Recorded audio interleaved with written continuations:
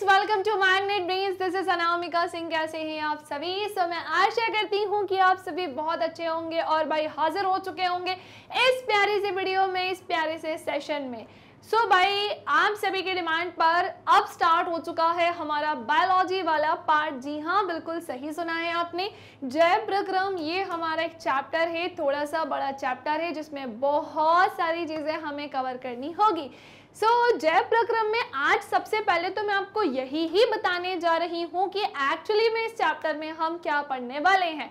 हो जाइए तैयार चैप्टर ओवरव्यू के लिए। और सबसे पहले मैं आपको हमारे चैनल के बारे में कुछ इन्फॉर्मेशन जानकारी देना चाहती हूँ। यदि आप क्लास 6 से लेकर बेटा 12th में किसी भी क्लास में है magnet brains Hindi medium channel पर आप अपने सब्जेक्ट की क्लासेस अटेंड कर सकते हैं। किसी भी क्लास को देखने के लिए आपको कोई कोर्स बिल्कुल भी परचेस नहीं करना है और ना ही किसी प्रकार की कोई पेमेंट करना है, क्योंकि मैग्नेट ब्रेन्स प्रोवाइड कराता है क्वालिटी एजुकेशन, वो भी बिल्कुल फ्री ऑफ कॉस्ट। इसी के साथ मैं आपको बताना चाहती हूँ हम 5 स्टेट बोर्ड कवर कराते हैं, UP board, Bihar board, MP board, Rajasthan board, Delhi board. और जितनी भी चीज़ें हमारे चैनल पर कवर होती हैं वो सब अरेंज फॉर्मेट में हम आपको प्रोवाइड कराते हैं और बेसिक से लेकर एडवांस लेवल तक लेकर चलते हैं। और यस, आपके सारे डाउट करते हैं सॉल्व। अब सबसे लास्ट में एक बात ये आती है कि मैम जितना आपने हमें केमिस्ट्री में पढ़ा दिया है और आपने जो हमें फिजिक्स में पढ़ाया है और जो बायो में आप हमें पढ़ाने जा रहे हैं, सबके नोट्स हमें कहाँ से मिलेंगे? बेटा बहुत ध्यान से सुनिएगा। सभी के नोट्स की जो लिंक है ना वो आपको नीचे मिलेगी डिस्क्रिप्शन बॉक्स में, वहाँ से ई नोट्स और ई बुक डाउनलोड कर सकते हो। तो चलो आप बढ़ते हैं फटाफट से सेशन में आगे की तरफ। भैया बात कुछ इस प्रकार से है कि चैप्टर हमारा जैव प्रक्रम 5वां चैप्टर है ये हमारा। और सबसे पहली चीज तो हम क्या क्या पढ़ने वाले हैं बायोलॉजी के इस चैप्टर में। अच्छा, पहले तो ये बताएं बच्चे कमेंट करके किन किन को बायो बहुत ज़्यादा पसंद है और किन किन को बायो बिल्कुल भी अच्छी नहीं लगती है। जिनको बायो पसंद है उन्हें और भी ज़्यादा पसंद आने वाली है और जिन्हें बायो नहीं पसंद है उन्हें भी बायो पसंद आने वाली है। कुछ इस प्रकार से हम पढ़ेंगे, कुछ इस तरीके से हम इसे पढ़ेंगे। ध्यान से सुनिएगा, जैव प्रक्रम क्या है। सबसे पहले तो हम यही जानेंगे कि लाइफ प्रोसेसेस जैव प्रक्रम क्या होता है। सबसे पहला पॉइंट हमारा इसका यही होगा कि भैया जैव प्रक्रम क्या है। क्लियर? इसी के साथ फिर हम देखेंगे पोषण के बारे में। पोषण जिसे इंग्लिश में हम क्या बोलते हैं? न्यूट्रिशन बोलते हैं। पोषण को इंग्लिश में क्या बोलते हैं? भैया ये न्यूट्रिशन होता है। हम पोषण में क्या जानेंगे कि ये स्वपोषी पोषण क्या होता है, विषम पोषी पोषण क्या होता है। अगर हम बात करते हैं पोषण की, उसमें हमें जानना होगा कि भैया वे कौन हैं जो अपना फूड खुद ही बनाते हैं, जो अपने फूड के लिए किसी पर डिपेंड नहीं होते हैं, और वे स्वपोषी कौन से होते हैं। कौन कौन से सजीव ऐसे हैं जो स्वपोषी में जाते हैं, ऐसे कौन से लिविंग ऑर्गेनिज्म है या कौन से सजीव है जो अपना पोषण खुद ही करते हैं।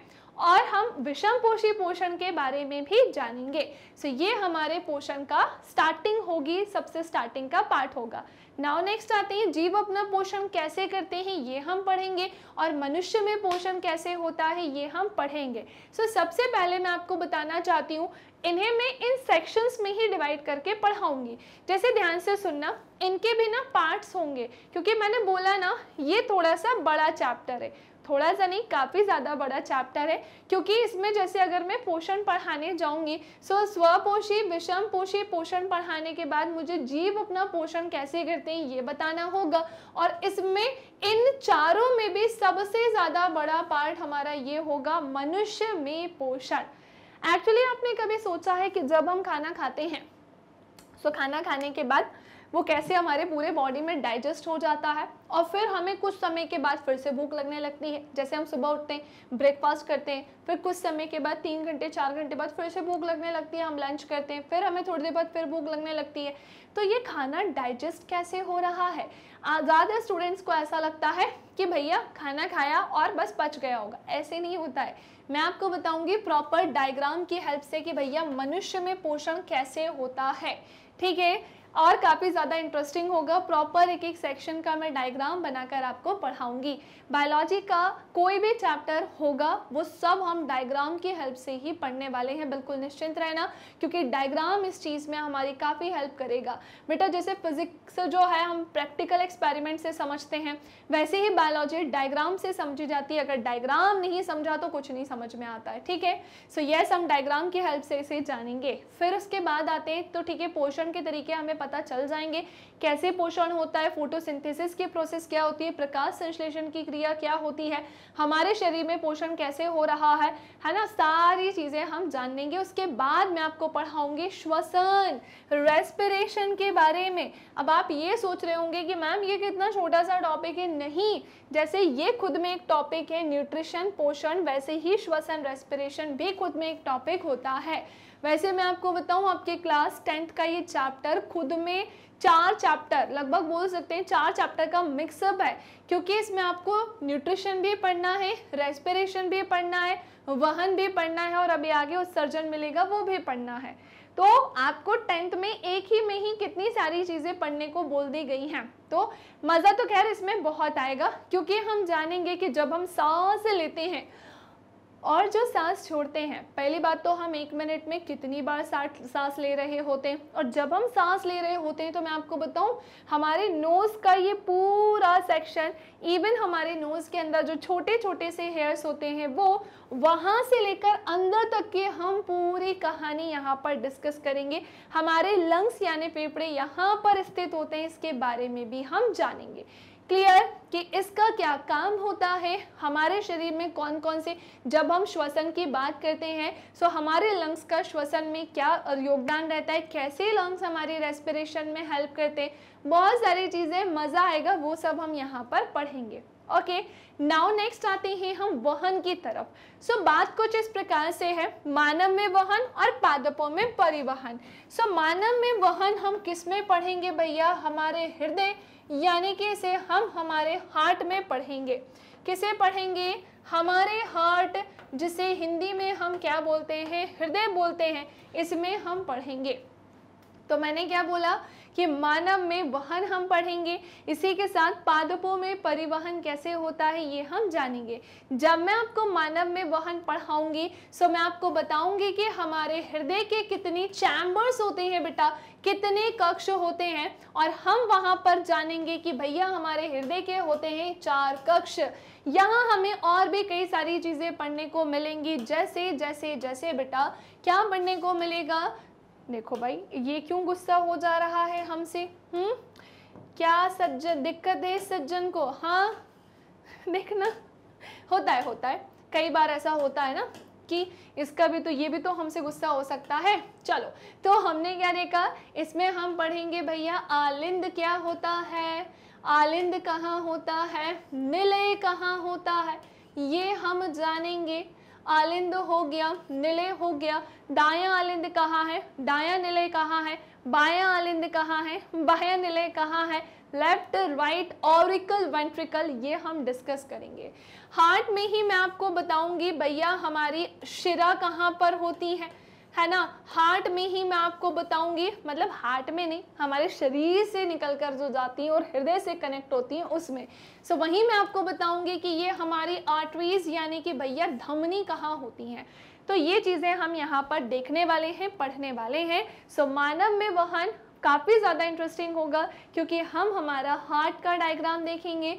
वे बच्चे जिन्हें ये लग रहा है कि भैया हमारा जो दिल है वो बिल्कुल कुछ ऐसा होता है ना, जिन भी बच्चों को लग रहा है कि हमारा जो दिल है वो कुछ ऐसा होता है, तो मैं बिल्कुल बताना चाहती हूँ नहीं, ऐसा नहीं होता है। मैं आपको बनाकर इसका डायग्राम बताऊंगी और समझाऊंगी कि भैया हमारा हृदय ऐसा बिल्कुल भी नहीं होता है, समझे, हमारा हृदय ऐसा नहीं दिखता है जो हम सोच कर बैठे हैं। तो ये हमें पढ़ना होगा। इसी के साथ साथ पादपों में परिवहन, मुझे बताओ भैया पादपों में परिवहन कैसे होता है, तो वो हम यहाँ पर डिस्कस करेंगे। जाइलम, फ्लोएम और भी बहुत सारी चीज़ें सब यहाँ पर आ जाएंगी, और भी काफ़ी सारी चीज़ें होंगी, सब हम यहाँ पर देखेंगे। तो एक छोटू सा इंट्रोडक्शन तो समझ में आ गया होगा, है ना, कि जय प्रक्रम क्या है, लाइफ प्रोसेसेस के बारे में जानेंगे हम, न्यूट्रिशन पोषण क्या होता है ये जानेंगे, स्वपोषी पोषण क्या होते हैं और विषम पोषी क्या होते हैं, इसी में मैं आपको परपोषी पोषण भी बताऊंगी, जीव अपना पोषण कैसे करते हैं ये हम जानेंगे, मनुष्य में पोषण कैसे होता है ये हम जानेंगे, श्वसन क्या है और वहन क्या होता है, मानव में वहन पढ़ेंगे, पादपों में परिवहन, ये खुद में बड़े बड़े चैप्टर्स हैं, खुद में बड़े बड़े चैप्टर्स हैं। फिर मैं आपको पढ़ाऊंगी एक्सक्रीशन, उस सर्जन के बारे में कि भैया हमारे शरीर में कुछ ऐसे भी पदार्थ होते हैं जिनका नहीं होना है, मतलब जो हमारे लिए हानिकारक है, तो ऐसे पदार्थों का हमारे शरीर से निकल जाना ही क्या होता है, आवश्यक होता है, तो उनका हमारे शरीर से निकलना हम यहाँ पर पढ़ेंगे, ठीक है। इसी के साथ में आपको पढ़ाऊंगी भैया मानव में उत्सर्जन, जैसे हमारे शरीर से वो जो पदार्थ है वो कैसे बाहर निकलते हैं जिनकी हमारे शरीर में आवश्यकता नहीं है। जैसे आपने सुना होगा कि भैया हमारे शरीर से, सुना क्या होता ही है, हमारे बॉडी से यूरिन पास होती है, लेकिन ये यूरिन आई कहाँ से, हमारे किडनी में यूरिन ही थी क्या, नहीं, कैसे फिल्ट्रेशन की प्रोसेस हुई, कैसे प्यूरिफिकेशन की प्रोसेस हुई हमारे बॉडी में, कहाँ प्यूरिफिकेशन हुआ, कहाँ फिल्ट्रेशन हुआ, ये सब हम कहाँ पर जानेंगे, अपने इस वाले सेक्शन में, ठीक है ना। मैं आपको प्रॉपर किडनी का स्ट्रक्चर बना के बताऊंगी, वहाँ रीनल आर्टरी, रीनल वेन्स के बारे में जानेंगे, और भी उसके सेक्शन है, मूत्राशय कहाँ से होता है, मूत्राशय कहाँ होता है, मूत्र मार्ग कहाँ होता है, ये सब हम जानेंगे भैया। अब हम जब इंसान में पढ़ेंगे, मनुष्य में पढ़ेंगे, मानव में पढ़ेंगे, तो हमें इसे पादपों में भी तो पढ़ना होगा। सो यस, अगला हमारा डिस्कशन का पॉइंट होगा पादपों में उत्सर्जन। सो फाइनली अगर हम देखें सो काफ़ी ज़्यादा इम्पॉर्टेंट या काफ़ी ज़्यादा इंटरेस्टिंग ये हमारा चैप्टर होगा, जहाँ हमें खुद के हमारे शरीर के बारे में बहुत कुछ पढ़ने को मिलेगा। सो इसे मिस बिल्कुल मत कीजिएगा, और अभी तक इसे लाइक नहीं किया है तो भैया लाइक कर देना, और शेयर नहीं किया है तो वो भी ज़रूर से ज़रूर कर देना। अब बात आती है कि मैम जब आप हमें ये चैप्टर पढ़ा देंगे, क्लास 10th का ये बायोलॉजी वाला चैप्टर, तो बस चीज़ें कंप्लीट हो जाएंगी क्या, नहीं, मैं आपको इसके चैप्टर के बीच के जो क्वेश्चंस होते हैं ना बेटा, जिन्हें हम क्या बोलते हैं भैया, सो जिन्हें हम बोलते हैं पाठ्यगत प्रश्न। सो यस, हम यहाँ पर पाठ्यगत प्रश्न भी डिस्कस करेंगे, हम जानेंगे कि चैप्टर के बीच में जो जो क्वेश्चंस हैं उसके आंसर क्या होते हैं, हर एक क्वेश्चन के बारे में मैं आपको बताऊंगी। और इसके बाद हम क्या पढ़ेंगे, तो भैया चैप्टर जब हमारा कंप्लीट हो जाएगा तो एंड में हमें मिलते हैं NCERT सॉल्यूशंस, जिसे मैं एक एक करके सॉल्व करके आपको NCERT सॉल्यूशंस भी करवाऊंगी। मल्टीपल चॉइस क्वेश्चन, जी हाँ, MCQs भी हमारा डिस्कशन का पॉइंट होगा। सो MCQs भी हम यहाँ पर करेंगे। मुझे एक बात बताओ, पूरे चैप्टर में MCQs इससे रिलेटेड पूछे जा सकते हैं ना बोर्ड में, तो हम देखेंगे कि भैया किस तरह से MCQs बन सकते हैं और हमें कैसे इससे MCQs निकालना है और कैसे सही आंसर देना है। और सबसे ज़्यादा इसमें भी है तो सभी इंपॉर्टेंट, लेकिन MIQs भैया, MIQs तो और ज़्यादा इंपॉर्टेंट है, जिसमें मैं आपको बताऊंगी क्या, अति लघु उत्तरीय प्रश्न। क्या बोला है, अति लघु उत्तरीय प्रश्न।